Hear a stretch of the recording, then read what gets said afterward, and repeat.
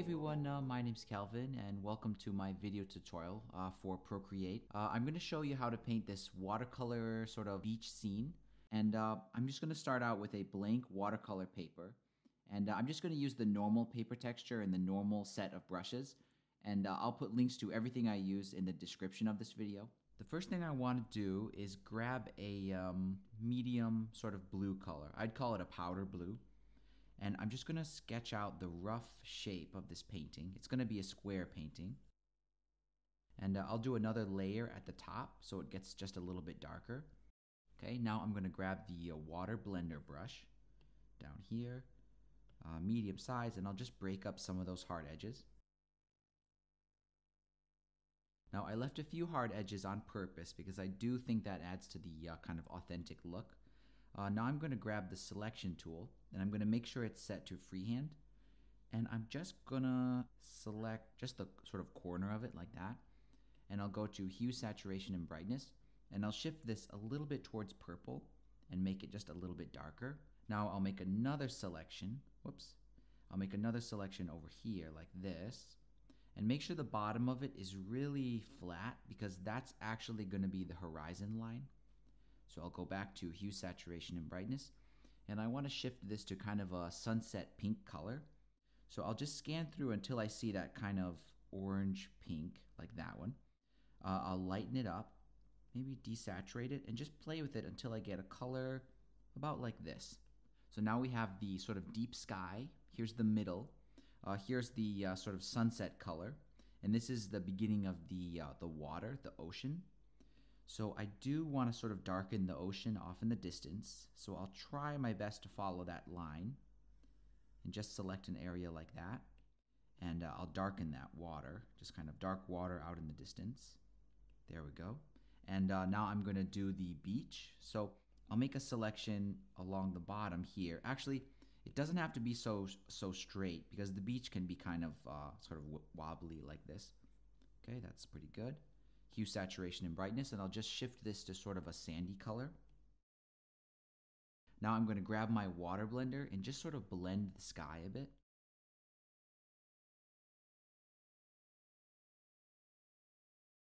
Okay, that's pretty good, but I do want to drop in another color. It does look a little bit boring. I want there to be at least 3 different tones in here, so I'll grab that selection tool again and just make an oval selection like that, and I will feather it out. And then I'll go to my hue, saturation, and brightness and just shift the hue. See if I can introduce some yellow in there. Yeah, that's pretty cool. And then I'll blend it a little bit more. Now I'm going to blend the water. So I'll use a sort of a smaller size brush for that and just sort of pull that dark line down and then sort of mix it up.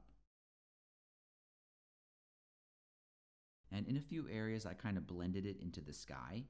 And I did that on purpose because this is something that does happen in watercolor in real life. Okay, and just along the beach here, I'll try to mix that just a little bit, but I will try to leave some hard edges.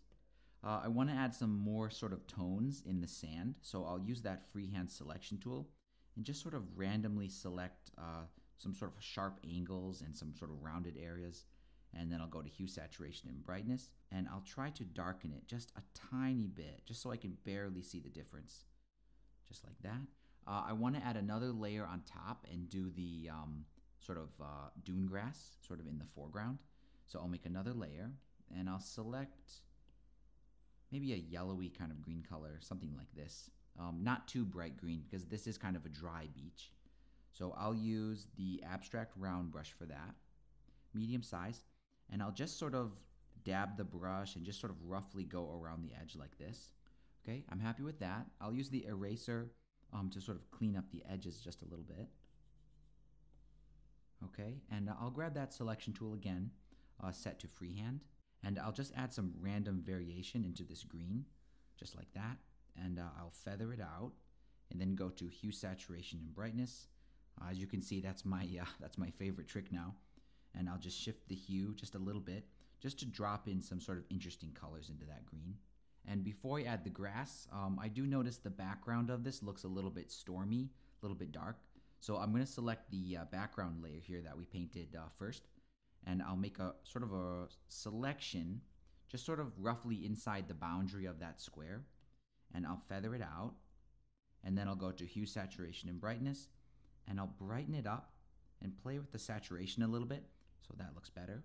And I'm going to go back to my green layer here, the foliage layer. And I'm going to make one more layer on top, and this will be the dune grass layer.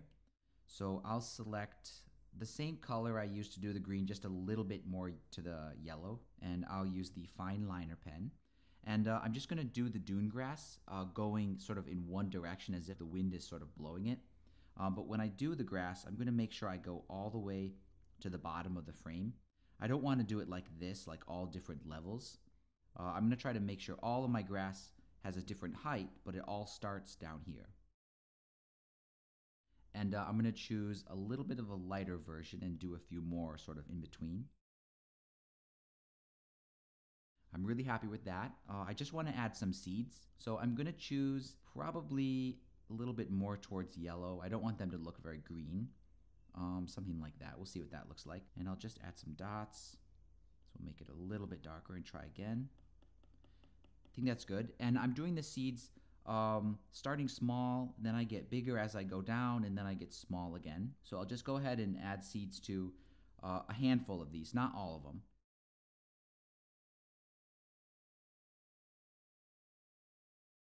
And down here, I'm just going to add some random sort of small lines just to add some kind of interesting detail.